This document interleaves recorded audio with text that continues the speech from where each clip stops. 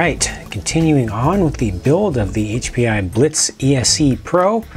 I have decided to use my good old Airtronics 94257 super high speed metal geared servo that I've had for about, I don't know, 7 or 8 years now. And we're going to go ahead and attach the horn here. Oh, the chassis. The glorious off-white chassis that looks like a prototype piece. Now Houston, we have a problem. This ain't gonna line up. There's not enough room. The servo can't move back far enough. These holes here are supposed to line up. And underneath here, there are these little guide bits that are supposed to line up like so, but if you actually put it in properly, it's just not working at all. And that's because this servo actually needs to be spaced forward a little bit relative to the mounts. And at least according to what I'm seeing in the manual, it's off camera over here, I'm not seeing any explanation of spacing to use. However, fortunately they do give you spacers for different sizes of servos. So I get to take these 4 screws out, and I'm gonna use the middle-sized spacer to just make sure that that whole servo is moved forward, and hopefully I'll still have enough room to fit the to attach the linkage to this horn here. Just see how that goes. There we go. Now it works. I actually tested it this time before going all the way with all of the screws, and found that I was able to get it to stay in there with just these smaller spacers. I didn't have to use the larger spacer in there, which meant that I was able to use the originally specified screws. Didn't have to add my own hardware into the set, which I would have needed to do if I was using the medium-sized spacers, and certainly if I was using the larger ones. This is one of those places where the color coding doesn't really work out with the darker means softer system. Here these black parts are actually pretty firm. They're not as firm as they get, but they're pretty stiff, and they have a lot of fiber in them.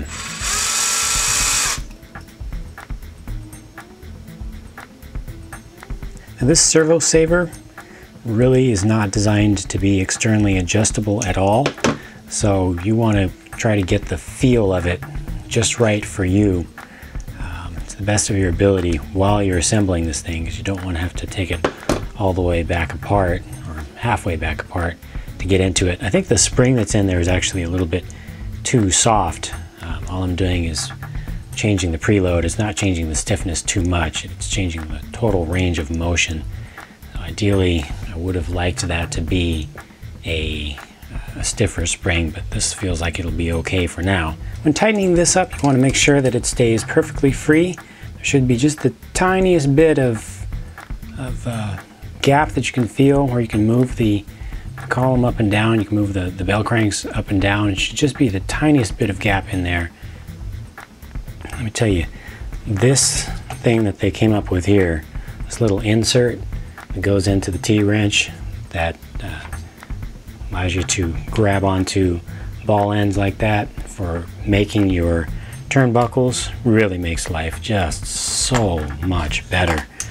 And be sure to also check out my little tips video that I did about how to build turnbuckles. It's got some little shortcuts in there and some little things to help make it even easier for you.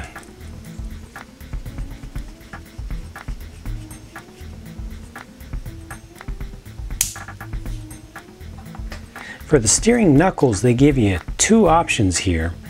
The darker colored ones are slightly offset. They have a little bit of caster offset to them. The lighter colored ones are in line, so these are trailing, these are in line, and it just gives you a little bit of a different driving style. The trailing ones will be a little bit more stable, especially under power, especially over bumps. The inline ones will be more aggressive and direct. Will give you a little bit faster initial turn in. I'm actually going to go with the inline ones because it allows you to come into a turn with more speed or avoid being outbraked in turns.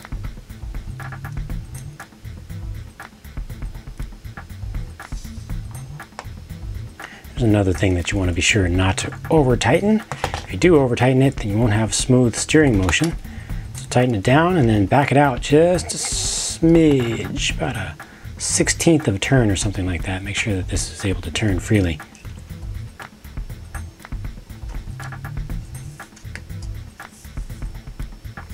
Since these small little screws that hold the front brace on are going into metal, it does not hurt to put a little bit of thread lock compound on them to make sure that they want to stay.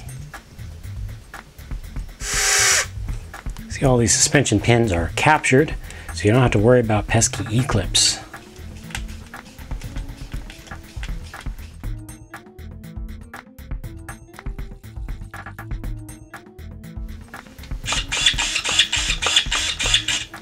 So what I went ahead and did here was install the shocks so that I have a realistic amount of down travel on it. You can hear the servo buzzing, and it hasn't quite fully bottomed out over here.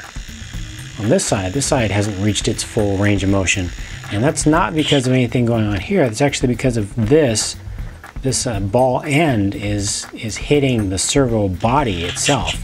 So if I just turn that over like there, you can see that that's just all squished up and it just needs to be shaved back. So what I'm going to do is I'm going to pop this off and just shave off just a little bit of material from the back of this ball end. It's a pretty hard piece, so it should be able to maintain most of its strength. So there you can see I just kind of cut the back of this off. I just used an X-Acto knife, cut it down little by little until it just fit in there. It's still a tight fit, but it does clear it. It's touching the servo case, but it's not putting any serious amount of pressure on it. And now over on the left-hand side, you can see that I am bottoming out there, which is what I want. And just by orienting the lower spring clips around so that the gap is facing towards the rear, you don't have to worry about the clip actually holding the turnbuckle, the tie rod, the steering link from going as far as it wants to go. You can see that it does touch. It actually touches and moves the base of the spring just a little bit, but it does have room and it is able to clear that enough. It's not perfect, but it is going as far as the steering was designed to go, and even as far as it was designed to go is already kind of pushing the limits of the geometry of these knuckles, because it doesn't want to hold there too well. You'd really need to have a different design of knuckles if you want to get more physical steering, more steering angle without having to have a super high torque servo that's just straining to pull probably a couple hundred, maybe 300 inches of torque to hold that in at this really awkward angle, where already the wheel is going to have so much leverage that it is able to move this and just make it inconsistent at that point.